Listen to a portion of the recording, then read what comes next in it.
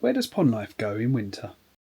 This pond in June is full of life, dragonflies flying overhead, and water beetles and boatmen swimming around and climbing up the vegetation. But in winter, ponds look very quiet. So where do all these pond creatures go? Some species leave the pond. Perhaps the most obvious example are the UK amphibian species. Frogs and toads leave the ponds after breeding in spring, and newts leave a bit later on after they have finished laying their eggs. Of course, their tadpoles stay in the pond longer, but they will leave after they metamorphose in the summer. And both the adults and the newly emerged juveniles will overwinter in damp sheltered places, like leaf piles under logs or in burrows, where they are protected from the bad weather and the worst of the cold. Their metabolism will slow, and they become inactive, entering what is known as brumation, which is similar to hibernation, but does not involve them entering a deep sleep. Some male common frogs will overwinter in the bottom of the pond, breathing underwater through their skin. They do this so they are already at the pond when spring arrives, enabling them to beat the other males to the females when it's time to spawn. Pond skaters are one of the more obvious residents in summer, as they jump across the water's surface. But they too disappear in winter. This is because they crawl out of the pond and overwinter in a sheltered spot on land, living off fat they've stored in their body until spring. While the adults of flying insects like dragonflies, caddisflies and mayflies die off before winter comes, the next generation are overwintering underwater as aquatic nymphs or larvae, but the cooler temperatures of the water in colder months mean they'll be feeding less and slowing or even stopping growth until it warms up in spring. I actually have more luck finding caddisfly larvae in winter than I do in the summer months, and pond olive mayfly larvae are easy to find too. But dragonfly and damselfly nymphs become more elusive as they head into deeper water and become less active and harder to reach with my net.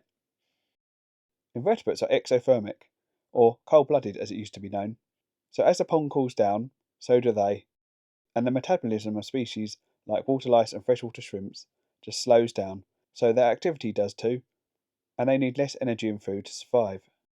Due to a quirk of physics, underwater, creatures are safe from freezing conditions.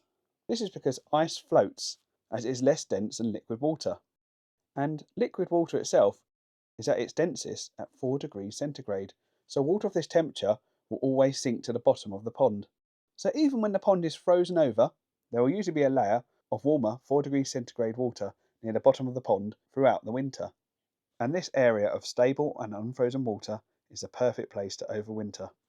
This is why many of the invertebrates and the larger animals, like the male common frogs, will stay here in the deeper water, out of our sight, giving the impression the pond is empty of life. Some air-breathing insects, like whirligig beetles, backswimmers and water scorpions, will also head to the bottom of the pond and tuck themselves away in sediment or vegetation, though they may come to the surface for air on warmer days. But what do they do when the pond freezes over and they can't access the surface for air? Well, in these cold conditions, their metabolism is very slow, and all these air-breathing creatures have a bubble of air over their body, which not only acts as an air store, but also becomes what is known as a physical gill, allowing oxygen in from the water and carbon dioxide out. This happens all year round, and in summer allows them to stay underwater longer. But in winter, a combination of the higher oxygen levels in colder water and their lower oxygen requirements means that the physical gill can provide all the oxygen they need to survive. There is another overwintering strategy used by some species, which is to do it as an egg. Water flea numbers drop off and in some cases completely disappear in winter, but in autumn, or at times of stress, water fleas will produce cold and drought-resistant eggs that will sit in the sediment ready to hatch in spring. Common and ruddy darter dragonflies overwinter as eggs, as do some of the hawker dragonflies and emerald damselflies, and these eggs usually hatch in spring too. But ponds aren't always quiet in winter. If you look closely, you will still see some activity, particularly on warm days or at night with a torch. Some species like water lice can be seen crawling around on the bottom, and phantom midge larvae, which, although they are hard to see with their transparent bodies, will be floating around in the water column. As spring approaches, you may even see some water boatmen and water beetles coming to the surface and even taking off, flying to recolonise the ponds they left in summer as they were drying out, but now, of course, will have refilled with rain over winter. And, somewhat surprisingly, tadpoles can be found in ponds in winter. Frog tadpoles that were slow to develop and new eggs laid late in the season can fail to metamorphose into land-living juveniles before winter arrives and get stuck in the pond. These will slow their growth and halt their metamorphosis keeping their gills until spring, when they will emerge and turn into little frogs and newts. And some species are more active in winter.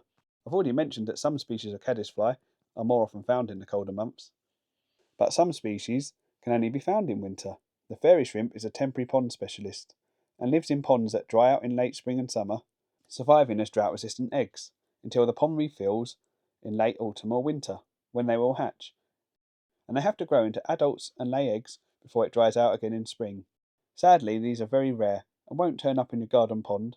You'll have to go looking in temporary ponds in the New Forest and Salisbury Plain to find these amazing creatures. But there are other, more common species that will be active in temporary ponds in winter. I've seen great swarms of ostracods in the middle of winter, crawling and swimming all over a pond. So, although ponds might seem quiet, there is still life in there. It's just that most of it is hiding away or going at a slower pace in deeper water out of our sight. And of course, when the weather warms up again in spring, it will once again be alive with life.